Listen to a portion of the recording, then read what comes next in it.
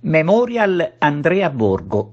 Il figlio di Basilio Borgo, il tifoso scrittore, è stato ricordato nel 10° anniversario della tragica scomparsa. A ricordare il giovane, assieme a papà Basilio, gli amici che lo hanno conosciuto ed apprezzato. E nel giorno dell'anniversario Basilio Borgo ha presentato altri 2 libri della collana Acragas in bianco e nero. Era stato proprio Andrea a suggerire al padre di non lasciare nel cassetto gli straordinari disegni che egli realizzava per ogni partita, partite non solo dell'Acragas, raccontate praticamente a fumetti. Fumetti davvero unici delle azioni più importanti viste sul campo. Ricordiamo che Basilio Borgo punta al traguardo dei 100 libri. È arrivato già al numero 59.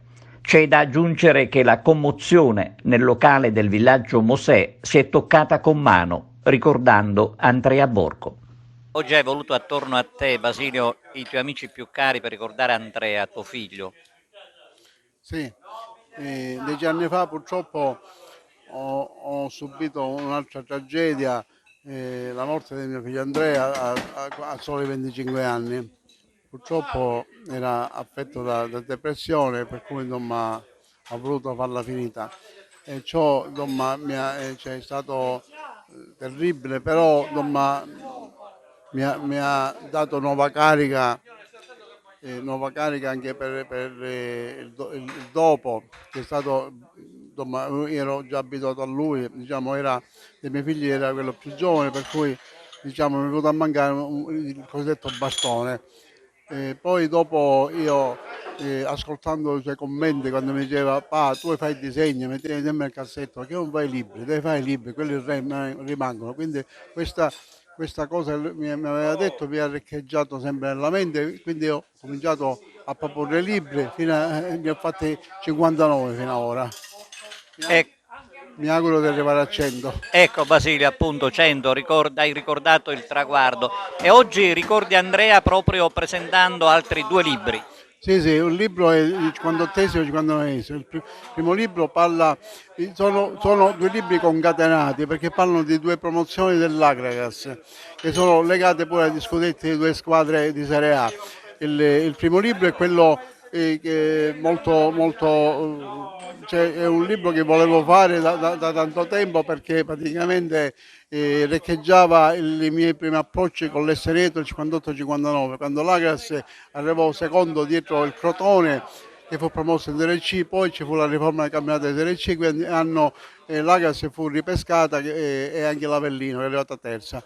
Per cui quindi in quell'anno il Milan vinse lo scudetto quando c'era il Altafini che veniva dal Brasile, lo chiamavano Mazzola. Poi il secondo è un libro di quando la mia Juve fregò lo scudetto alla Juve. Io lo dico perché praticamente in effetti anche che la Roma avrebbe meritato lo scudetto quando ci fu il famoso gol di Turone annullato. E contemporaneamente l'Agregas vinceva il campionato di C2 alla grande con il Bergino allenatore e con Colucci super. Praticamente quell'anno fu una cosa bellissima perché noi dopo 13 anni di Serie D siamo ritornati nella Serie C che ci riguardava. Insomma. Ecco Basilio, uno dei titoli di questo libro è La zebra imbavaglia la lupa. E chi ti può dare torto dopo il risultato dell'Olimpico recentemente? Ma in effetti dell'Olimpico questa volta la Lupa non può recriminare perché è colpa sua si è perso. E personalmente mi fa male. Certo, questo lo so. Purtroppo quella Juve a me non piaceva, è 4 anni che a me non piace la Juve. Infatti non è che sono convinto che potrà andare molto avanti, perché in difesa c'è un portiere che è ridicolo, ogni tanto prende gol così, sembra che dorme.